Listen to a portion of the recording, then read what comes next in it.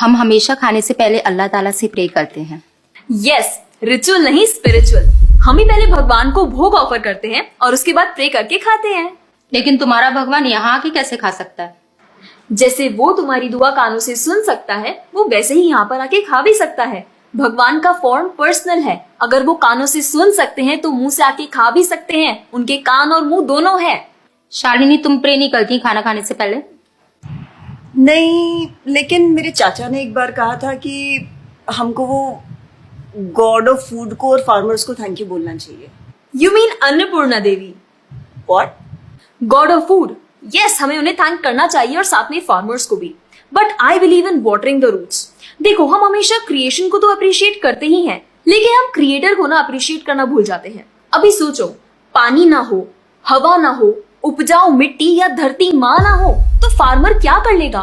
So I believe that we should be thanking the creator, the lord who is providing us with all the basic necessities. Point. अब तुम किस किस को thank करेगा? वैसे भी तुम्हारे 33 करोड़ तो देवी देवता है। बताओ किस किस को थैंक करेगा तुम?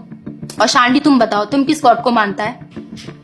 मैं ऐसे किसी गॉड को नहीं मानती, लेकिन I think Shiva is a big god. See, I am very sorry, but आपने अपने वो बड़े भगवान का स्टोरी तो सुना होगा ना, जहाँ वो अपनी मरी हुई वाइफ को शोल्डर पर लेकर पूरे इंडिया का चक्कर लगा रहा है। अब तुम मुझे बताओ, जो गॉड अपनी वाइफ के मरने पे ऐसे कॉमन मैन की तरह रोता है, वो गॉड हो सकता है क्या?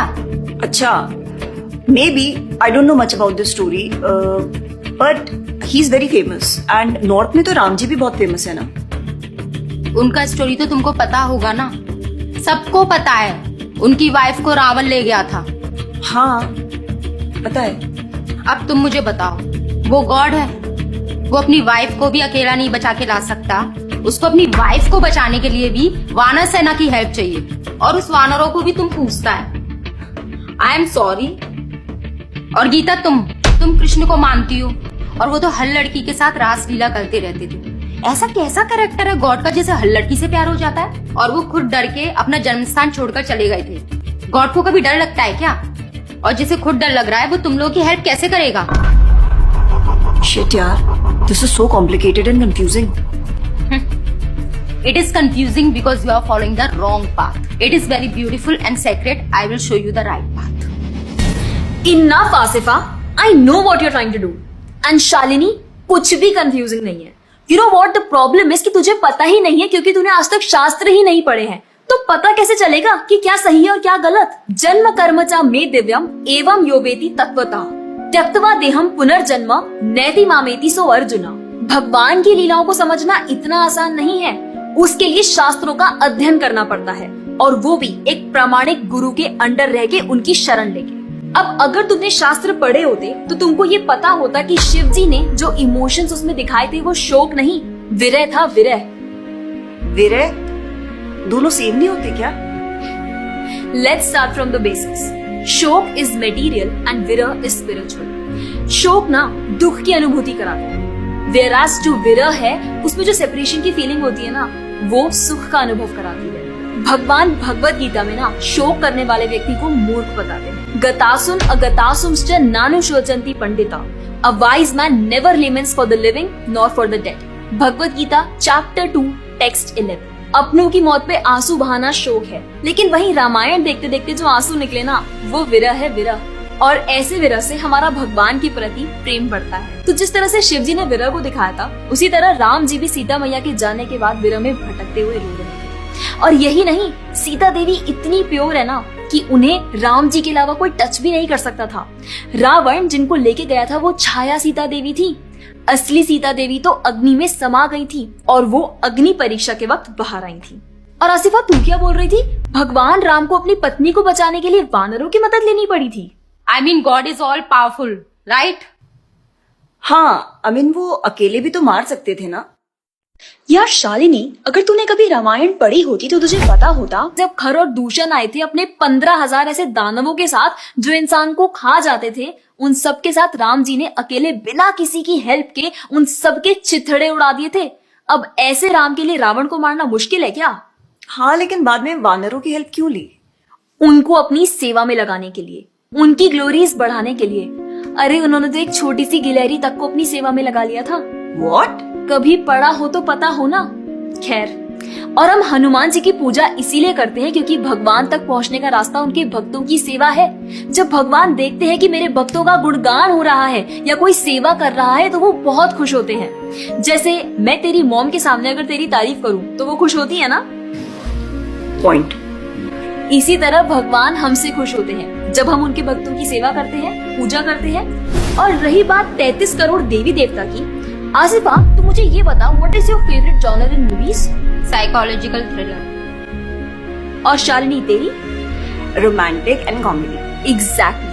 जैसे हर किसी का अपने नेचर के अकॉर्डिंग फेवरेट जॉनर होता है, वैसे ही भगवान ने हर किसी के नेचर के अकॉर्डिंग व्यक्ति के लिए उसके नेचर के अनुसार वेद और पुराण दिए हैं। और उन्हीं पुराणों को फॉलो करके लोग अपनी देवी देवता की तरफ अट्रैक्ट होते हैं। और ये सभी देवी देवता भगवान की ही सेवा कर रहे हैं। जैसे रोशनी के देवता सूर्यदेव, हवा के देवता वायुदेव, बारिश के देवता इंद्रदेव। जैसे एक सरकार चलाने के लिए इतनी सारी पोजीशंस होती हैं, वैसे ही इस पूरे ब्रह्मांड को चलाने के लिए अलग अलग देवी देवताओं की जरूरत पड़ती है। तो मतलब वो अपनी पोजीशन का मिसयूज करेंगे, किसी भी लड़की के साथ कुछ भी करेंगे, रास लीला करेंगे। Stop it Asifa, now you are crossing the line. तुझे पता ही क्या है कृष्ण के बारे में? जो लोग बोलते हैं कि कृष्ण करे तो रास लीला है, हम करे तो कैरेक्टर ढीला है, उनको बोलो पहले भागवतम पढ़ ले। ठीक रास लीला से पहले भगवान ने गोवर्धन उठाया था। उनको बोलो पहले जाके गोवर्धन पर्वत उठाए। पैदा होते ही पूतना को मारा था, बच्चे से एक मच्छर नहीं मारा जाता। When he was crawling, मुख में ब्रह्मांड दिखा दिया था। तू अपने मुंह में अपना ये हॉस्टल ही दिखा दे आसिफा। क्या तुम जानते हो द्वारका में भगवान श्री कृष्ण की 16,108 रानियां थी और सबके अलग अलग महल थे और हर एक महल में श्री कृष्ण सबके साथ होते थे एक ही समय पर। रोज सारी रानियां कृष्ण से खुश थीं और उन सब की जरूरतें कृष्णा पूरी करते थे। क्या किसी नॉर्मल से इंसान के लिए ये सब संभव है? आज के टाइम पे तो एक ही नहीं संभलती, लेकिन उस टाइम सारी रानियां एक दूसरे के साथ खुश थीं और उन्हें खुश कृष्ण रखते थे। क्यों? क्योंकि वो भगवान है। और रही बात ब्रज की गोपियों के साथ रास लीला करने की, तो इतना जान लो कि रास लीला के टाइम पर करोड़ों गोपियां थी और कृष्ण पूरे टाइम हर एक गोपी के साथ मौजूद थे और उनके साथ डांस कर रहे थे एक टाइम पे करोड़ों गोपियों के साथ। ये सब बहुत डीप लीला है और ये सब तभी पता चलेगी जब साधुओं के संग में रह के शास्त्रों को पढ़ा जाएगा। हवा में तीर चलाने से या सुनी सुनाई बातों पर यकीन करने से कुछ नहीं होने वाला। और रही बात अपने भक्तों को बचाने की, तो भगवान ने तो अपने भक्त परीक्षित महाराज को गर्भ में बचाया। 5 साल के प्रहलाद महाराज के लिए नरसिंह अवतार लेकर आए और उनको बचाया। यहाँ तक कि वो अपने गुरुदेव सांदीपनी मुनि के बेटे को मरने के बाद वापस लाए और उनको जिंदा किया। आई एम रियली इम्प्रेस्ड यार।